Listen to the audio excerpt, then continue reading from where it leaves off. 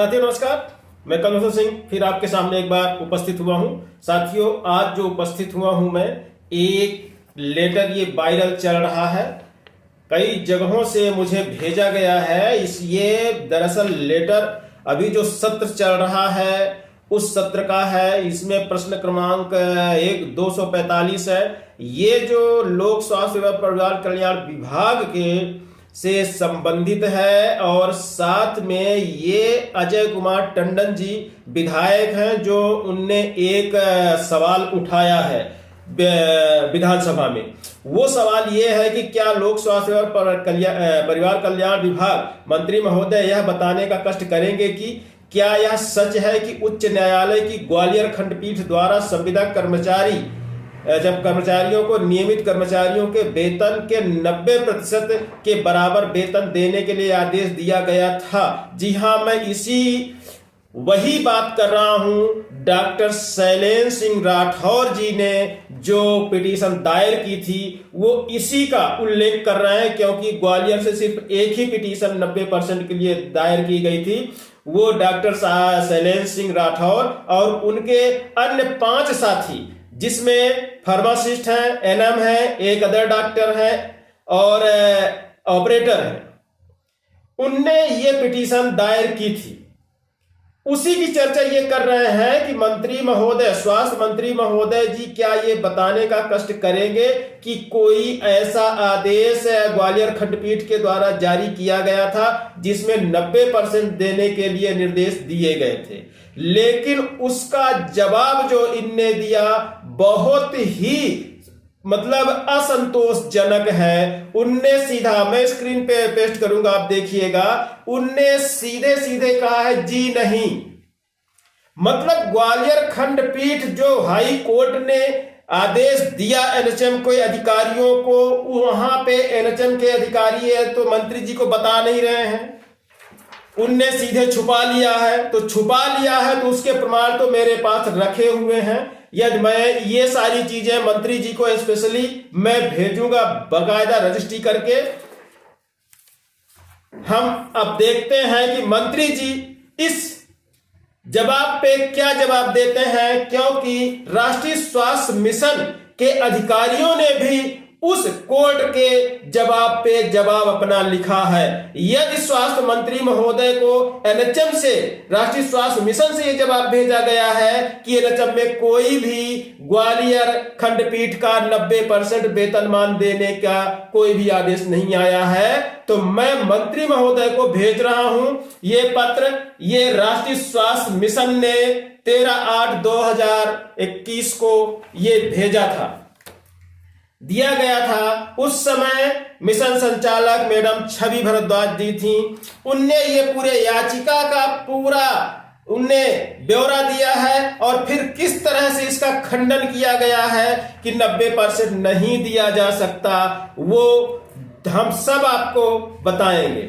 लेकिन हमारा सबसे ज्यादा जो आज का अहम सवाल रहा वो ये रहा असंतोषजनक, जो मंत्री महोदय जी ने विधानसभा में श्रीमान अजय कुमार टंडन जी के पूछे गए सवाल पे जवाब दिया। उनने कुछ कहा ही नहीं, सीधे नकार दिया, जी नहीं, कोई भी ऐसा आदेश ग्वालियर खंडपीठ के द्वारा पारित नहीं किया गया जिसमें 90% की बात कही गई। साथियों, यहां आप समझने की कोशिश करिएगा कि कहीं ना कहीं प्रशासन और शासन दोनों मिलके सिर्फ आपको ठगने का काम कर रहे हैं और आप भी उम्मीद लगाए बैठे हुए हैं कि शायद मिल ही जाए। मुझे तो ऐसा लगता नहीं, थोड़ी मेहनत जरूर करनी पड़ेगी। मेहनत क्या है आप समझते हैं, मुझे बोलने की जरूरत नहीं है, मैं कई बार बोल चुका हूं। अब इसमें हम और चीजें आपको दिखाना चाहेंगे। ये जो आदेश ये है ग्वालियर खंडपीठ का आदेश, पूरा हम सब पूरा फाइल बना लिए हैं। ये पूरा मंत्री जी को भेजना है हमको। इसमें कम से कम मान लीजिए इतने 20-25 पन्ने हैं। हमने पूरे प्रूफ इकट्ठे किए हैं कि ग्वालियर खंडपीठ ने निर्णय दिया है। उसमें फिर एनएचएम के द्वारा उन लोगों को बुलाया भी गया है, उनको बैठाया गया है और उनके साथ चर्चा भी की गई है और चर्चा के बाद उनको घर भेजा गया है और एक गलत तरीके से लेटर बना के उन लोगों को फिर से पोस्ट कर दिया गया है। जो कि बहुत ही असंतोषजनक स्थिति है। समझ में नहीं आ रहा कि एनएचएम के अधिकारी विभाग चला रहे हैं या राजतंत्र चला रहे हैं, जिनको कोर्ट के आदेश के भी खुद तो गवाही के पूरे प्रमाण हमें भेज दिए हैं, सभी पूरे गवाही के प्रमाण मेरे पास पड़े हुए हैं। और मंत्री जी को जब विधानसभा में सवाल पूछा जाता है तो उनको जवाब के तौर पे भेज देते हैं कि ग्वालियर खंडपीठ ने ऐसा कोई आदेश नहीं दिया है।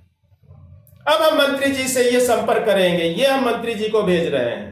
इसके बाद 30 दिन के बाद हम इसी लेटर पे आरटीआई लगा के मंत्री जी से पूछेंगे, मंत्री जी के कार्यालय से पूछेंगे कि जो एनएचएम के द्वारा आपको श्रीमान अजय कुमार टंडन जी के प्रश्न के जवाब में जो जवाब है एनएचएम ने, राष्ट्रीय स्वास्थ्य मिशन ने भेजा था, अब बताइए अब स्थिति क्या है। जब उनने खुद इतने सारे लेटर साइन किए हैं तो आपको गलत जवाब विभाग के अधिकारियों ने क्यों भेजा। साथियों, बहुत ही दयनीय स्थिति है। हालांकि दयनीय स्थिति वहीं भर नहीं है, हम एक चीज और दिखा रहे हैं, आपको बता रहे हैं प्रमाण के तौर पे।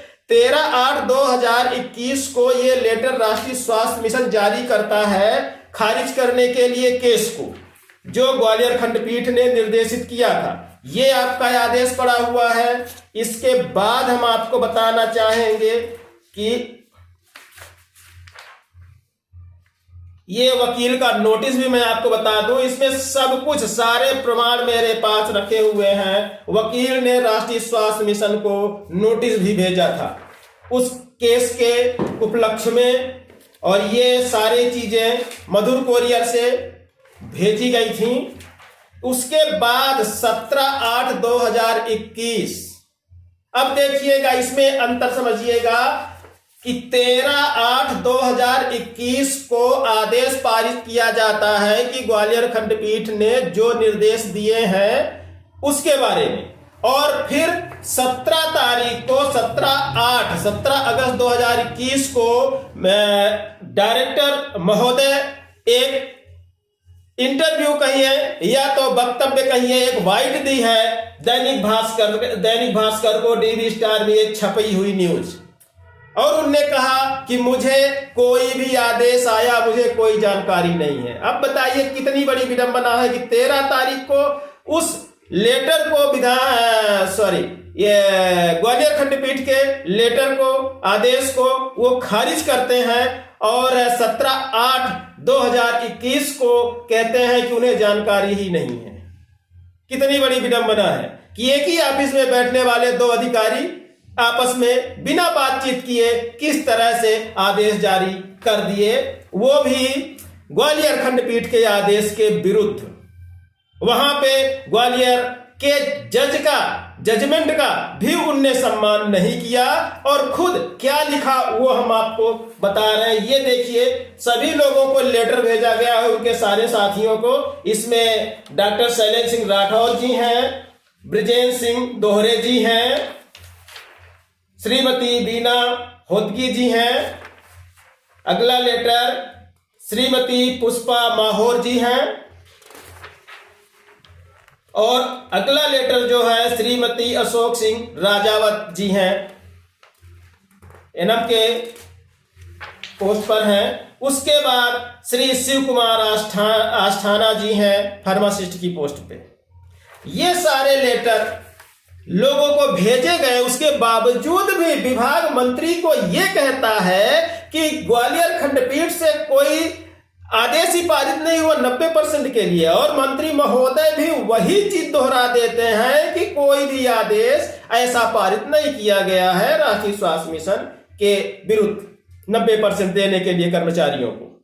लेकिन मैं यहां पे एक चीज और याद दिलाना चाहूंगा मंत्री महोदय जी को। हम मान लिए ठीक है, विभाग ने कहा, विभाग ने गलत जानकारी दे दी, लेकिन मंत्री महोदय जी ने तो खुद एक ट्वीट किया था। आप ये देखिए, मैं दिखाऊंगा आपको, ये ट्वीट पेस्ट करूंगा, आप पढ़ना उसको।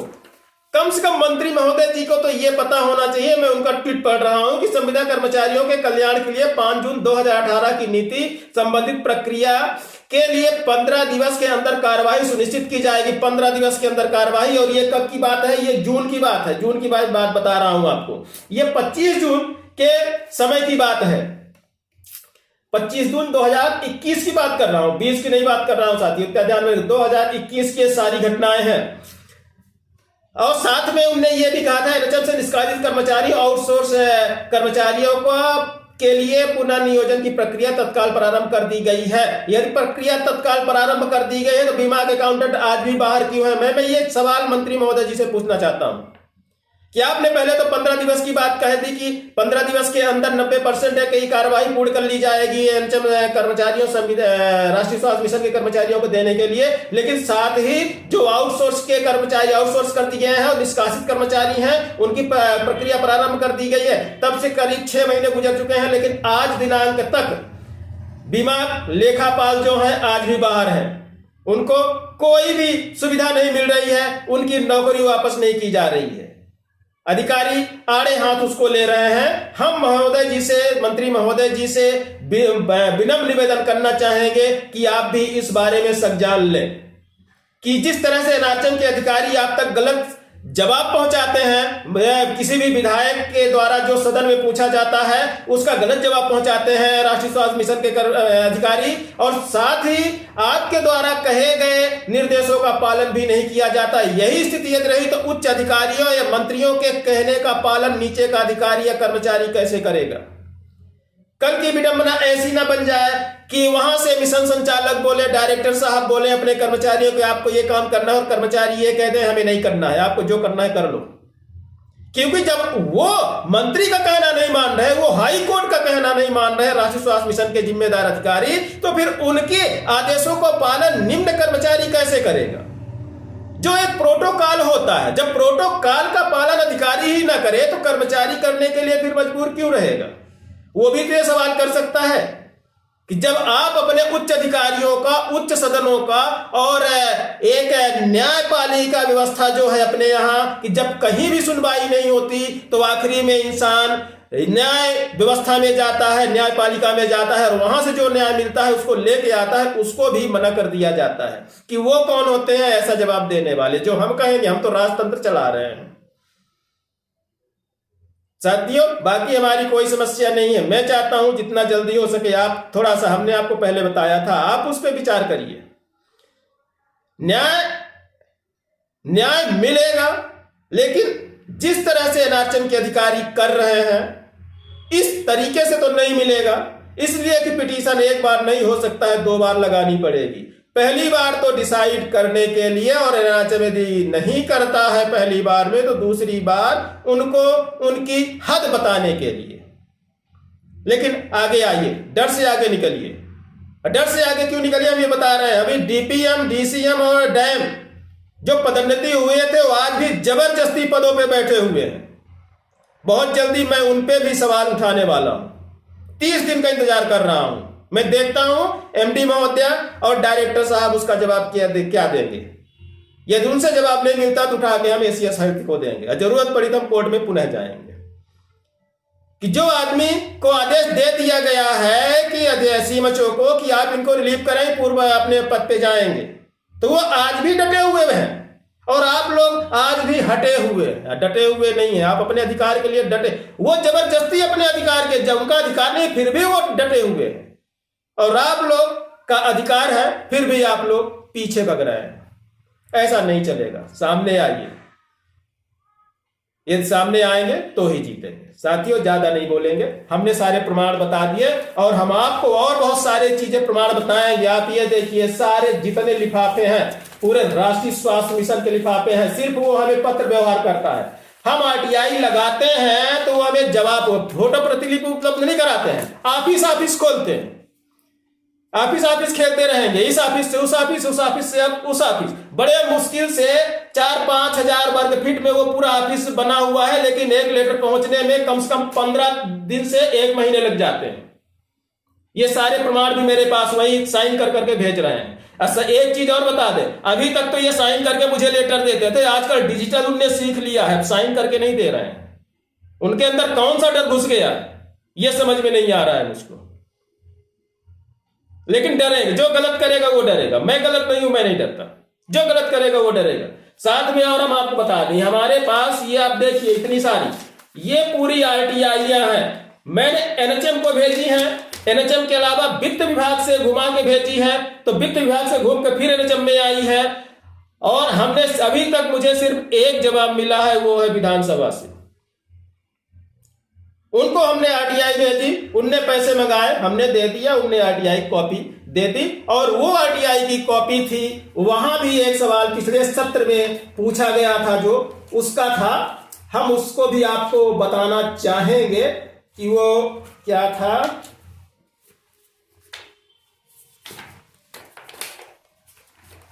इंतजार करिए थोड़ा सा, हम आपको बता रहे हैं, उसकी जानकारी हम आपको। विधानसभा का प्रश्न ही था वो, और पूछा गया था।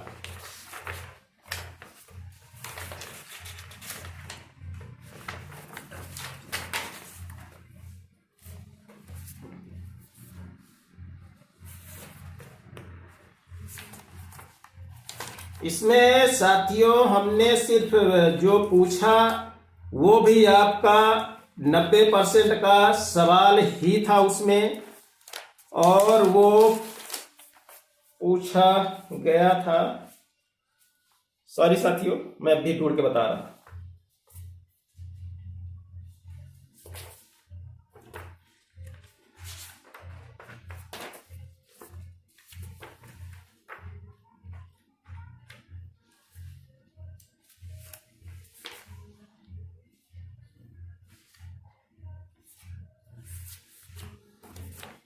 साथियों ये है विधानसभा का। इसमें हमने विधानसभा से पूछा था कि ये प्रश्न क्रमांक था, हालांकि वो चीज वायरल हुई थी, इसलिए मैंने आरटीआई लगाई थी कि उसमें आखिर राष्ट्रीय स्वास्थ्य मिशन ने क्या भेजा है उनको। सिर्फ उतना ही भेजा है जितना वायरल हुआ, कि उसके अलावा भी कोई दस्तावेज भी भेजे थे, तो उसमें दस्तावेज उनने कुछ नहीं भेजा थे, जितना वायरल हुआ था वही भेजा था। प्रश्न क्रमांक था 7777777 और डेट थी जो है 10 अगस्त 2021। इसमें तो वहां से मुझे ये देखिए, हम आपको बता रहे हैं, ये कुल पृष्ठों की संख्या भेजी गई थी साइन करके कि 2 है, आप 4 रुपए इसका भेजिए। और उसके बाद ये हमें पूरे कॉपी आप देखिएगा, ये साइन करके उन्हें प्रमाणित करके भेज दिया है। लेकिन इसमें वही 2000 से 1000 से 4000 वाली जो बात थी, वही वाली बात उनने भेजी है। तो विधानसभा ने तो बहुत संतुष्ट तरीके से उनने भेज दिया है। बाकी एनआरएचएम सिर्फ ऑफिस खेल रहा है, लेकिन कब तक खेलेगा ये भी मैं देखना चाहूंगा। ऑफिस के लोग रिटायरमेंट हो जाएंगे, अधिकारी रिटायरमेंट हो जाएंगे, लेकिन मैं रिटायरमेंट नहीं होऊंगा, क्योंकि मेरा काम ही कुछ ऐसा है। हमारे यहाँ इसमें रिटायरमेंट नहीं होता है ना। चलिए साथियों, हम तो रिटायरमेंट के बाद भी उनका पीछा नहीं छोड़ेंगे। रिटायरमेंट भी हो गए, बस ऊपर वाला उनको रिटायरमेंट ना करे। साथियों, इन्हीं शब्दों के साथ विदा लेते हैं, मिलेंगे फिर से नए अपडेट के साथ। नमस्कार।